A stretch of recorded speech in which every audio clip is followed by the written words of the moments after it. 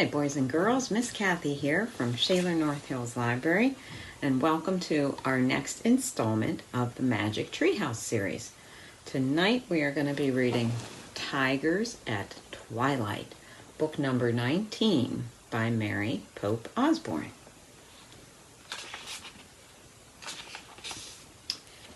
Dear readers, years ago I spent several months in India and found it to be a spectacularly colorful and interesting country.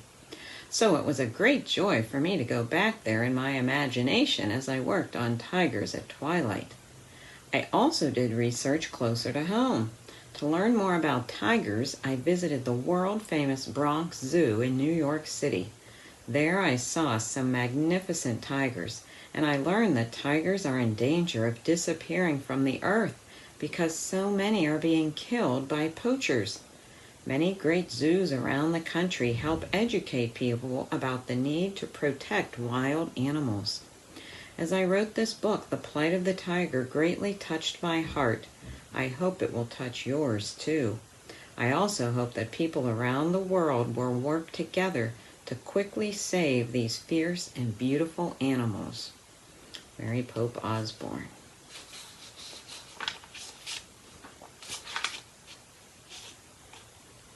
There is a bit of a poem at the beginning of the book. Tiger, tiger, burning bright in the forests of the night, what immortal hand or eye could frame thy fearful symmetry? In what destined deeps or skies burnt the fire of thine eyes? On what wings dare he aspire? What the hand dare seize the fire? From The Tiger by William Blake, written in 1794. Prologue. One day in Frog Creek, Pennsylvania, a mysterious treehouse appeared in the woods. 8-year-old Jack and his 7-year-old sister Annie climbed into the treehouse. They found that it was filled with books. Jack and Annie soon discovered that the treehouse was magic. It could take them to the places in the books. All they had to do was point to a picture and wish to go there.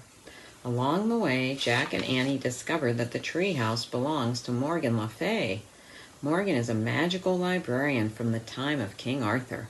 She travels through time and space, gathering books. In Magic Treehouse Books 5 through 8, Jack and Annie helped free Morgan from a spell. In Books 9 through 12, they solved 4 ancient riddles and became master librarians. In Magic Treehouse Books number 13 to 16, Jack and Annie had to save 4 ancient stories from being lost forever. In Magic Treehouse Books 17 to 20, Jack and Annie must be given 4 special gifts to help free an enchanted dog from a spell. They have already received a gift on a trip to the Titanic and a gift from the Lakota Indians. Now they are about to set out in search of the 3rd gift. Chapter 1, How Far Away? Jack and Annie walked past the Frog Creek woods on their way home from the library. I miss Teddy, said Annie. Me too, said Jack. He's a really smart dog, said Annie. Yeah, said Jack, and brave. And wise, said Annie. And funny, said Jack. And here, said Annie. What? said Jack.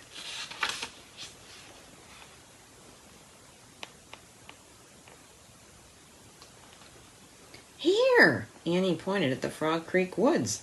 A small dog with tan-colored fur was peeking out from the bushes. Arf, arf, he barked. Oh, wow, Teddy, said Jack.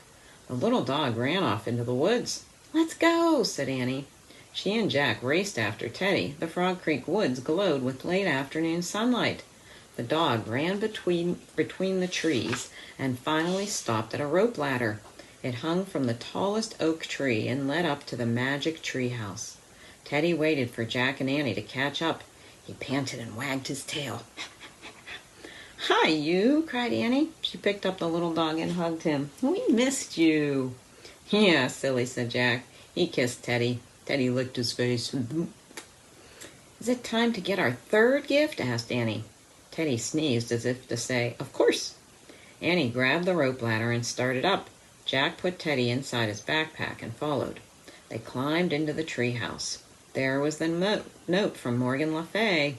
was on the floor just where it had been 2 days ago. Jack let Teddy out of his pack. Annie picked up the note and read, "This little dog is under a spell and needs your help. To free him, you must be given 4 special things. A gift from a ship lost at sea, a gift from the prairie blue, a gift from a forest far away, a gift from a kangaroo. Be wise, be brave, be careful, Morgan." Jack touched the first 2 gifts, which they had already gotten, a pocket watch from the Titanic and an eagle's feather from the Lakota Indians of the Great Plains. "Now we have to get the gift from a forest far away," said Annie. "I wonder how far away," said Jack. "I know how to find out," said Annie. "Where's our book?" She and Jack looked around the treehouse for one of the research books that Morgan always left them. "Arf, arf!" Teddy pawed a book in the corner. Jack picked it up and read the title, "Wildlife of India." "Oh, man, India," he said. "That's very far away." "Let's get going," said Annie, "so we can free Teddy." Jack pointed at the cover of the book. "I wish we could go there," he said. The wind started to blow. Shh. The treehouse started to spin. Shh. It spun faster and faster. Shh. Then everything went still. Absolutely still. But only for a moment. Chapter 2, Ka and Ko. The warm air burst with sound. "Ka-ko! Ee-hee! Ah, ah!" "What's going on?" said Jack. He and Annie looked out the window. The sky was lit by an orange glow as the sun went down. The treehouse was in a tree by a stream at the edge of a forest. The wild screeching and cawing came from the forest's tall, leafy trees. Just then 2 creatures leaped onto the windowsill. "Ah!" Jack and Annie yelled, jumping back. Annie burst out laughing. "Arf, arf!" Teddy barked. 2 small monkeys peered at them. Their dark faces were framed with light gray fur. They looked as if they were wearing tiny parkas. "Hi," said Annie. "I'm Annie. He's Jack. And he's Teddy." "What are your names?" "Ka-ko, Ka-ko," the monkeys chattered. "Cool," said Annie. She turned to Jack. "Her name is Ka. His name is Ko." "Oh, brother," said Jack.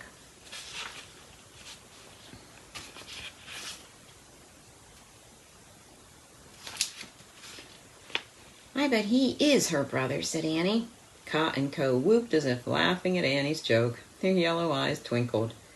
"We came to get a gift from the forest," said Annie. "Do you know where we can find it?" The monkeys nodded and chattered.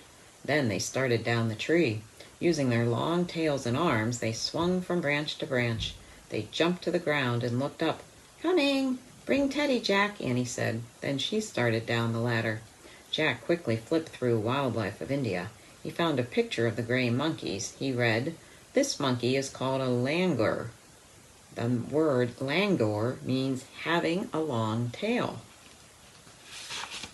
Jack pulled his notebook and pencil out of his backpack. He wrote, "Langur means long tail." Annie's laughter came from below. It blended with the sounds of the forest. "Arf, arf!" barked Teddy. "Okay, okay," said Jack. He put the notebook, his book, and Teddy into his pack. Then he hurried down the ladder. Annie was playing with the langurs on the stream brink. Jack put Teddy on the ground. Ka bounded over to Jack and grabbed his hand. The langur's paw felt like a tiny human hand. Ka pulled Jack toward the forest. Ko pulled Annie, and Teddy scampered after them. The langurs climbed the huge leafy trees. Then they began swinging from branch to branch like kids on a jungle gym. Annie dashed beneath the swinging monkeys. Teddy ran after her. "Wait, wait," Jack called, hurrying after them all. "Annie, slow down. We don't know anything about this place." The langurs slowed down as if they understood Jack's words. Jack caught up with Annie. They walked on through the forest. "This is so amazing," said Annie. Jack agreed. The sunset gave the trees a fiery glow. The hot air smelled sweet.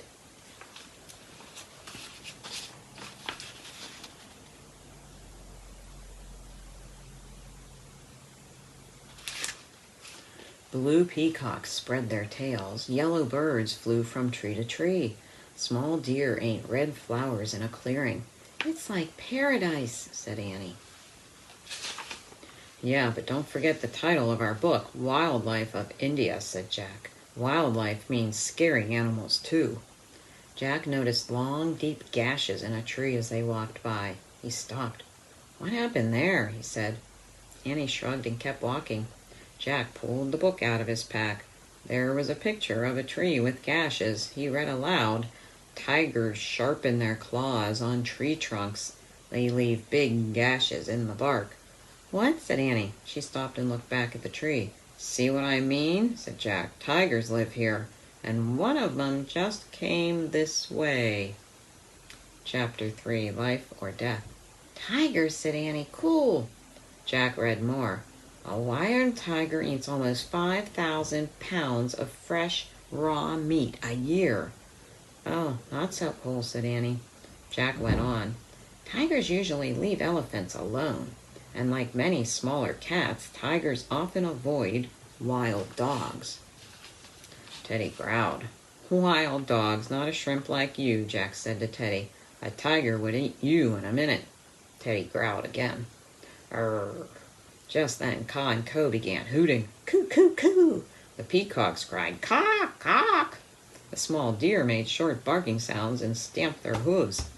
What's going on? Said Annie. We better put Teddy in my pack, said Jack, just to keep him safe. Jack slipped the dog into his pack. Teddy's head poked out the top. All set? Jack asked the little dog. Teddy growled again. Arr. This time a deep, fierce growl answered back. It seemed to surround them. Jack's hair stood on end. Yikes, said Annie. A tiger, said Jack. Arf, arf, Teddy barked. Caw and Co screeched at Jack and Annie from their tree. They want us to join them, said Annie. Come on. She grabbed a branch and climbed up. Jack's hands were shaking as he put his backpack on. He grabbed a branch and pushed off the ground. He pulled himself into the tree. Another growl shook the forest. Oh, man, said Jack. Coo, coo, coo. The langurs climbed higher up the tree. Jack and Annie followed them, climbing from branch to branch. The sky above was no longer glowing. The bright orange had faded to a twilight gray. Jack looked down. He couldn't see the ground at all. He listened for another scary roar. Only the cries of frightened forest creatures filled the air. Maybe the tiger's gone, said Annie. Jack glanced at Caw and Co. The langurs cuddled together. Their dark faces looked worried. And maybe not, said Jack. How can we get through the forest without running into him, said Annie. That's a problem, said Jack, and it's getting dark. Soon we won't be able to see anything. Caw and Co hooted again. They pointed down the tree trunk. Arf, arf, Teddy barked from Jack's pack. Do they see the tiger? Jack asked, his heart thumping again. He couldn't see anything but leaves and branches. Then far below he saw the tree trunk move. A snake, said Annie. The snake was slithering around the trunk. It had black and tan markings. The snake's body was as thick as the tree trunk. A python, breathed Jack. The python kept curling up the tree trunk. Is it poisonous? Asked Annie. Jack pulled out their book. By the last light of day, he found a picture of a python. He read aloud.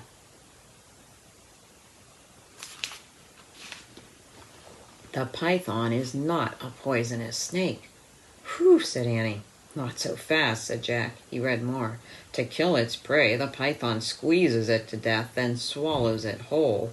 A python can swallow an animal the size of a full-grown deer. Oh, yuck, said Annie. This is more than just yuck, Annie, said Jack. This is life or death. Caw and Co chattered at Jack and Annie. Not now, said Jack. We have to think. The langurs grabbed thick vines. They leaned back. Then they jumped out of the tree.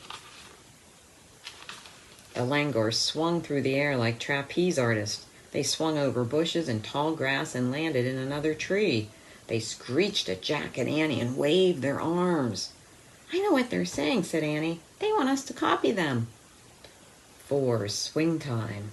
Annie grabbed a vine. Jack looked back at the python. The giant snake was still winding its way up the tree. It had almost reached their branch. Jack took a deep breath. Then he grabbed a vine, too. "Lean back, like Ka and Co did," said Annie. Jack and Annie leaned back. "1, 2, 3, go!" said Annie. They swung out of the tree. Jack felt his stomach drop. Air rushed by. Leaves and branches slapped at him. Suddenly the forest shook with a great roar. Like a flame, a tiger leaped from the bushes. His eyes blazed. His teeth shone like daggers. His claws barely missed Jack and Annie.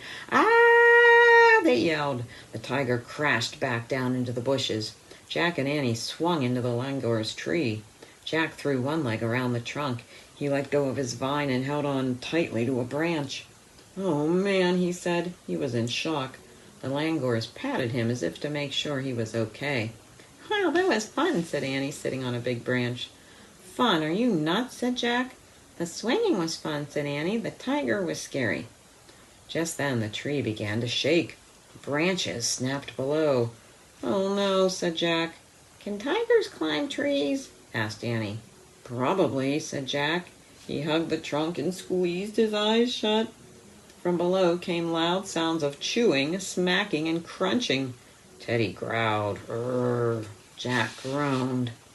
"Now the tiger's eating the tree," he said. Annie burst into laughter. Ka and Co whooped as if they were laughing too. "Arf, arf," barked Teddy. "What?" said Jack, opening his eyes. "Look," said Annie. Annie pointed at the twilight. A thick gray tube was waving in the air.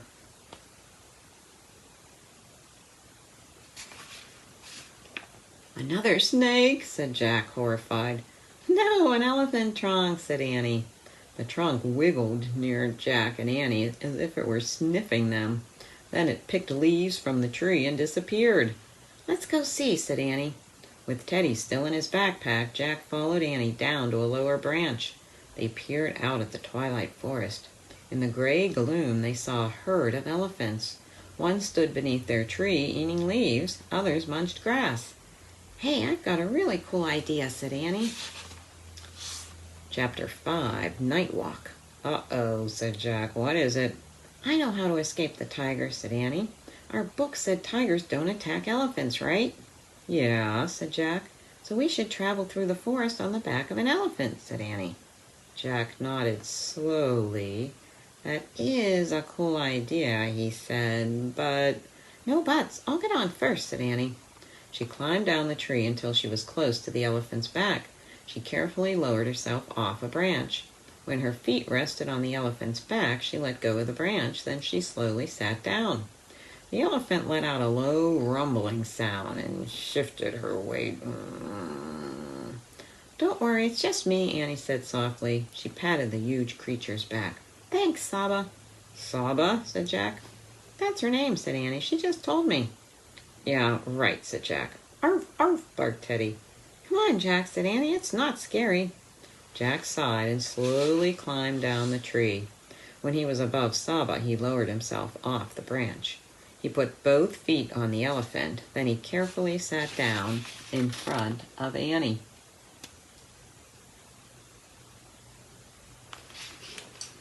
Saba rumbled again. "Tell her not to worry," said Annie. "Pat her head." "Don't worry, Saba," Jack said. He patted the elephant's head. Her skin was rough and wrinkled. The elephant curled her trunk back and rested it on Jack's head. "Hi," he said in a small voice. Saba flopped her ears. Ka and Co swung to the ground in front of Saba. They chattered at her. She waved her trunk at them. The langurs began bounding through the forest. Saba followed. The rest of the herd followed in line. Saba walked with a calm, rolling motion.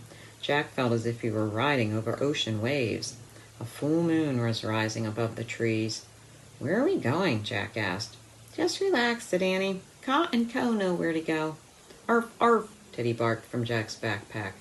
"You relax too," Jack said to the little dog. Fireflies blinked. The moon lit a path between the trees as the elephants marched on. From a distance came a low growl. "Is that the tiger?" Jack wondered. The elephants paid no attention. They kept walking through the warm woods. They marched slowly under hanging vines and through misty clearings. Ka and Co bounded ahead of them, 2 moon shadows leading the way. "We're going far from the treehouse," said Jack. "Don't worry," Annie said. Suddenly, a long roar split the night. Roar! A chill went down Jack's spine. The roar came again. It turned into a yowling. The yowling turned into steady moaning. It sounded as if the whole forest were moaning. "That's a really sad sound," said Annie sleepily. "Yeah," said Jack, but the elephants all marched on. Jack rocked in sleepy rhythm with Saba's walk. He could hear Teddy snoring in his backpack. Soon Jack's head rested on Saba's back. He began drifting in and out of dreams, dreams of rocking in a boat under the dark treetops. 6. Swamp Creature. "Caw, caw, awk, awk, awk." Jack slowly came out of his dream. He opened his eyes with a start. He was surrounded by hazy sunlight. "Where am I?" he thought in a panic. Then he remembered he was in India on an elephant's back. He sat up. Through the haze, he saw that Saba was standing on a muddy stream bank. Jack yawned. "Oh, where was Annie?" The other elephants were upstream. They sprayed water on each other with their trunks. Teddy, Ka, and Co were at the edge of the forest. Teddy sniffed the tall grass. "The langurs ain't flowers." "Good morning," called Annie. She was sitting on a big black rock downstream. She was barefoot and soaking wet. "Hi," said Jack. "How did you get down?" "Teddy and I slid off Saba into the mud," said Annie. "Try it, but throw down your sneakers and backpack first." Annie went to Saba's side. Her feet were buried in mud up to her ankles. Jack threw his things to Annie. Then he patted Saba's rough, wrinkled skin. "Thanks for the ride," he said softly. The elephant touched him one last time with her trunk. Jack slid down her side, feet first, and fell into the mud. He caught himself with his hands. They sank into the mud past his wrists. His glasses were spattered too. "Wash off in the stream," Annie said. She put Jack's pack and shoes on the rock while Jack waded into the cool water. He washed the mud off his hands and feet. He rinsed off his glasses, and he looked around. Saba had joined the rest of the herd. The elephants looked beautiful in the morning mist. Everything looked beautiful. Yellow and blue water birds spread their wings. Mossy hanging vines swayed in the breeze. Huge white flowers floated on top of the stream. Then Jack saw a strange sight. It looked like a horn and 2 ears sticking out of the water. One ear flicked away a fly. "There's a weird creature out here," he called to Annie. "It looks like it has a horn." Annie waded into the stream. "I better check the book," said Jack. He hurried to his pack, wiping his hands on his t-shirt. He pulled out the India book. There was a picture of a horn sticking out of the water. He read, "The one-horned rhinoceros, or rhino, washes in a forest stream. Rhinos are not usually dangerous, but because they do not see well, they sometimes charge at things by mistake. A loud noise will usually stop them." Jack felt sorry for the rhinos. Too bad animals can't wear glasses, he thought. He read more. "The Indian rhino is a very endangered animal. This means that there are not many left. People called poachers kill them and sell their body parts as medicine and good luck charms." Jack started to take out his notebook. Just then a slurpy sloshing sound came from the water. "Whoa!" said Annie. Jack looked up. The rhino rose from the stream. He looked like an ancient swamp creature. "Oh, man," said Jack. The rhino peered at Annie with his tiny eyes. Then he snorted and lowered his head. His horn pointed right at Annie. "Make a loud noise," Jack yelled. Annie clapped her hands and shouted, "We come in peace." The rhino stopped. He grunted. "Ugh." Then he sank back into the water. Annie laughed. "Whew," said Jack.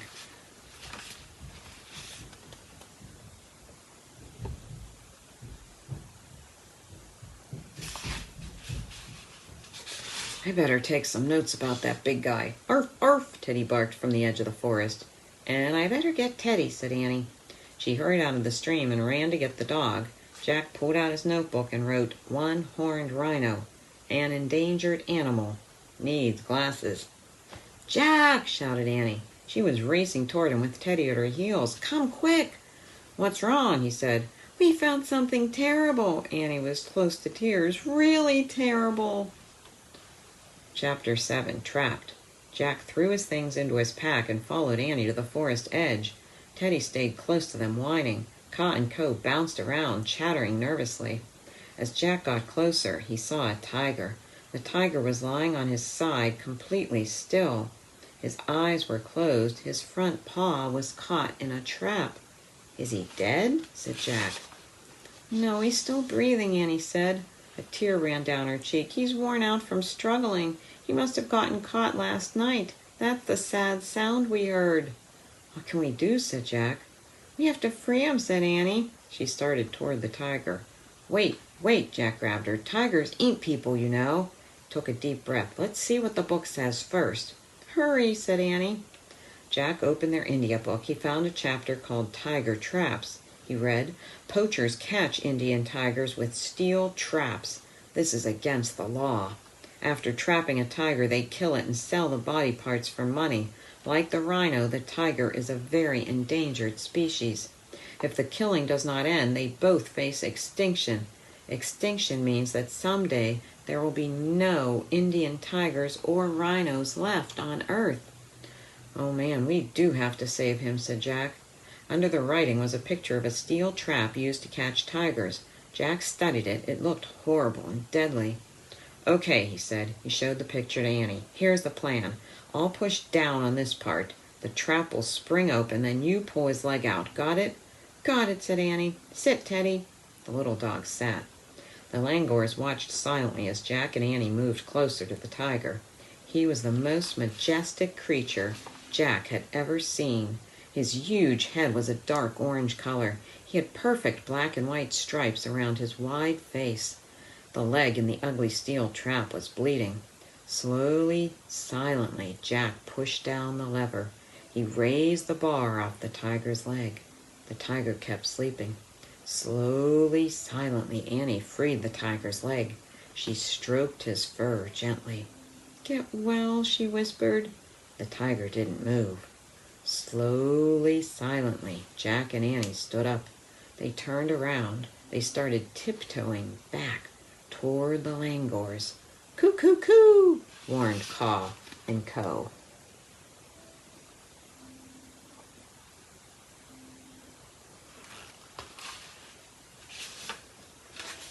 Jack and Annie turned back. The tiger was on his feet. He stared right at them. His eyes seemed to glow. Jack looked about wildly.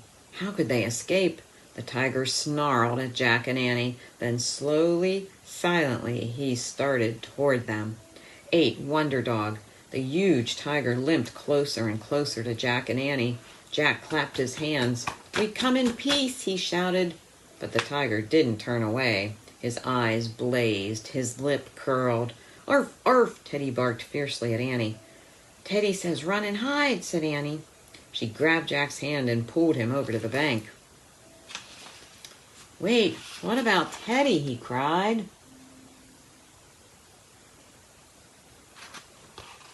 "Don't worry," Annie said. She pulled Jack down behind the black rock. "What about Teddy?" Jack asked again. "He's okay, he told me," said Annie. Jack heard Teddy's barks turn to fierce growls. "Arf, arf, grrr, grrr." The growls grew louder and louder. "That doesn't sound like Teddy," said Jack. Then suddenly, there was silence. A strange silence. "Teddy?" Annie asked. Now she sounded worried. Annie raised her head. She and Jack both peered over the rock. Teddy stood tall and brave in the grass. The tiger was limping away. He disappeared between the trees. All the forest seemed to hold its breath until Annie broke the silence. "Teddy, you're a wonder dog," she said. The Langors clapped and jumped up and down. "Arf, arf!" Teddy was just like a small, scruffy dog again. He wagged his tail and ran to Annie and Jack. Annie scooped him into her arms. "You saved us," she said. "How did you drive away that tiger?" asked Jack, rubbing Teddy's head. "Did you turn into a wild dog?" Teddy just panted and licked them both. Jack pushed his glasses into place and looked back at the forest. "Well, I guess we won't be getting a thank you gift from that tiger," he said. Annie laughed. "I guess not," she said. "I wonder where our gift is." "And I wonder where the tree house is," said Jack. Ka and Co chattered at Jack. Then they bounded down the bank, waving their arms. "They want us to follow them again," said Annie. "Come on." She and Jack grabbed their things off the rock. They hurried down the stream after the langurs. The water shimmered in the early light. Silverfish leaped into the air. Teddy bounded ahead with Ka and Co. Soon they disappeared around a bend. Jack and Annie followed them. When they went around the bend, they saw a man sitting cross-legged on a rock. The langurs sat close to him. The man's eyes were closed.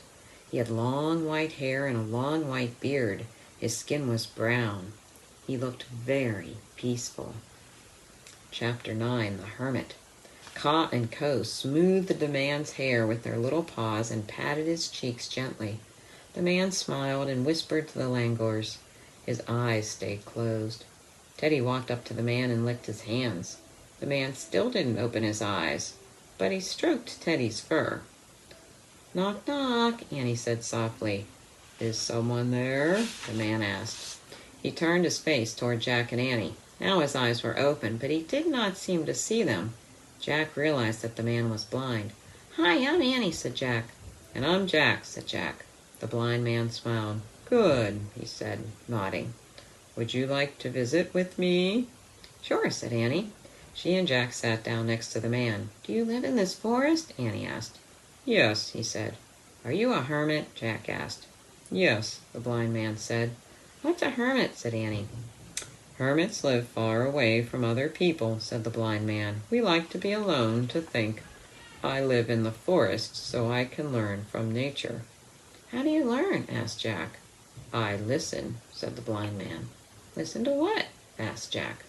"To the chatter of the monkeys, the rumble of the elephant, the roar of the tiger," said the man. "I have listened for so long they have all begun to sound like one voice, the one great voice of the forest." "Did the voice tell you that a tiger got caught in a trap last night?" asked Annie. "Yes," the hermit said. "And did it tell you that after we saved him he tried to attack us?" said Jack. The blind man smiled. "Please bring me one of the white flowers floating on the stream," he said. Jack wondered why the hermit was changing the subject, but Annie jumped up and hurried to the stream. She pulled at one of the large flowers. It came up, muddy root and all. She took it to the blind man.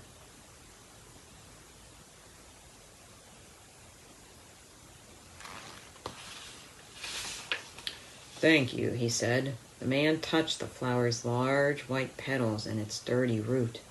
"This perfect lotus blossom grows from dark, thick mud," he said. "Its beauty cannot live without its ugliness. Do you understand?" "Yes," said Jack and Annie.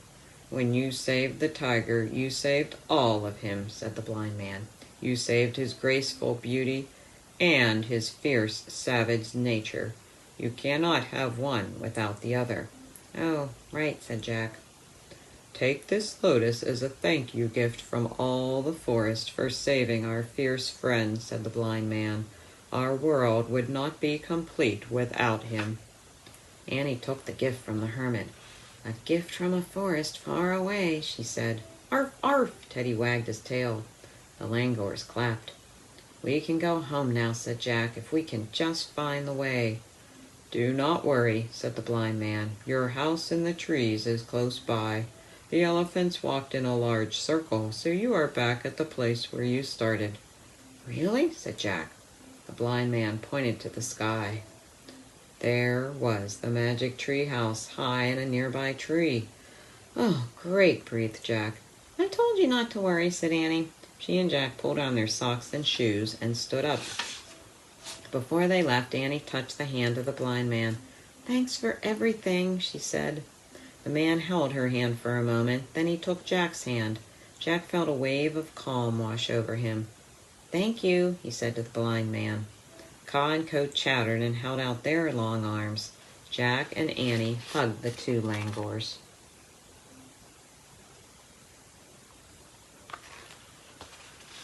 "We'll miss you," said Annie. "You're a great tour guide," said Jack. "Goodbye." Then he and Annie took off for the magic tree house with Teddy scampering after them. At the rope ladder, Jack put Teddy into his pack and climbed up. Annie carried the lotus blossom as she followed them. Inside the treehouse, Jack picked up the Pennsylvania book, but before he made a wish, he looked out the window with Annie. In the distance, they saw Saba and the elephants bathing in the stream. They saw Ka and Ko swinging on vines. They saw the tiger sunbathing in the grass, licking his sore leg. They saw tiny deer grazing. They saw bright birds in the trees. They saw the blind man sitting in front of his cave. He was smiling. Jack opened the book. He pointed to a picture of the Frog Creek woods. "I wish we could go home," he said. The treehouse started to spin. The wind started to blow. Shh. It blew harder and harder. Shh. Then everything was still. Absolutely still. Chapter 10. Who are you, really? Jack opened his eyes. Late afternoon sunlight shined into the treehouse. "Our third gift," said Annie. She put the lotus blossom beside the pocket watch from the Titanic and the eagle's feather from the Lakota Indians. "One more gift," she said to Teddy, "and you'll be free from your spell." The little dog licked her hand. "Hey, tell me this," said Jack. "How did you know Teddy wanted us to hide behind that rock?" Annie shrugged. "I just knew," she said. "I think I saw it in his eyes." "You did?" Jack looked into Teddy's eyes. The little dog tilted his head and stared back at Jack. Teddy's eyes twinkled as if they held many secrets.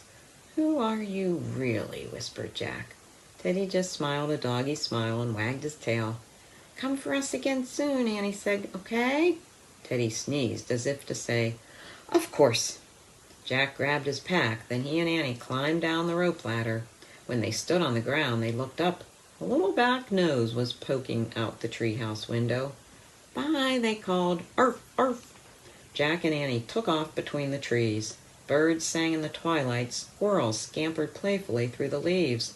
The Frog Creek woods were very tame after the forest in India. Soon they came to their street.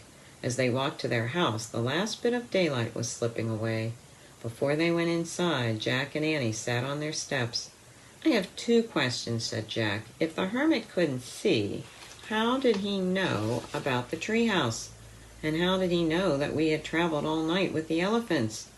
"Easy," said Annie. "The one great voice of the forest told him." Said Jack. He closed his eyes for a moment and listened. He heard a car going down the street. He heard a woodpecker pecking. He heard crickets chirping. He heard a screen door opening. He heard a mom saying, "Time for dinner, kids." All the sounds were like one great voice, the one great voice of home. The end. More facts for you and Jack. 1. Adult elephants are plant eaters. They feed for 15 hours a day and can eat more than 400 pounds of vegetation every day. Number 2, the average weight of an Indian rhino is 4,000 pounds. Chapter 3, a giant python can grow up to 30 feet in length. And number 4, India has 238 kinds of snakes, ranging from the giant python to the worm snake, which is just over 4 inches long. The sacred langur. Hinduism is the main religion of the people of India. It is a religion with many gods and goddesses. One of its important gods is Hanuman, who saved a Hindu goddess named Sita. Hanuman has the body of a man and the face and tail of a langur monkey. Followers of Hinduism believe that Hanuman's spirit is alive in the langurs of India. Hindu temples dedicated to Hanuman treat all langurs as special guests. Endangered species. In the 19th century, there were more than 40,000 tigers in India. Today, there are fewer than 4,000. For this reason, the tiger is considered to be a critically endangered species. The Indian rhino is also a highly endangered species. The Wildlife Protection Society of India has been formed to help save India's endangered animals. The society arrests illegal hunters and seizes wildlife products such as tiger skins and bones, rhino horn, and elephant ivory. It also helps to alert other people around the world to India's wildlife crisis. So some facts for you, and hopefully a cry to help save the animals' endangered species. This has been Miss Kathy. Stay tuned. Follow the separate link to do all the activities that go along with Tigers at Twilight. Thanks for watching. See you soon.